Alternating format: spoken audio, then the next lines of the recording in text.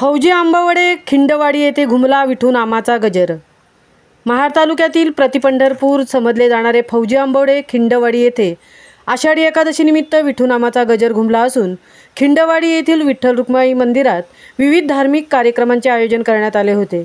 आषाढी एकादशीनिमित्त आयोजकांनी सालाबादप्रमाणे यंदाही विधिवत पूजा अर्चा करून कार्यक्रमाची सुरुवात करण्यात आली। त्यामुळे सकाळपासून परिसरातील विठ्ठल भक्तांची दर्शनासाठी रीघ लागली होती। आषाढी एकादशीनिमित्त विठ्ठल रुक्माई मंदिरात भजन, कीर्तन, प्रवचन अशा धार्मिक कार्यक्रमांचे आयोजन करण्यात आले होते। सकाळी ठीक 10 ते 12 वाजता सुश्राव्य कीर्तन सोहळा पार पडला।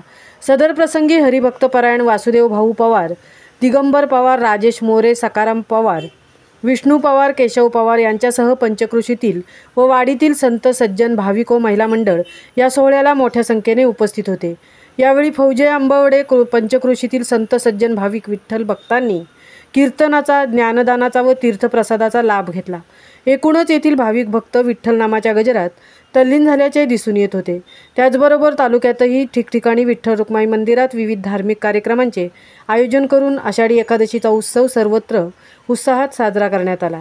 परिसरातील विठ्ठल भक्त, संत सज्जन भाविकांनी विविध मंदिरात जाऊन मनोभावे पूजा अर्चा करून दर्शनाचा व तीर्थप्रसादाचा लाभ घेतला। महामुंबईसह धनराज गोपाळ, महाड।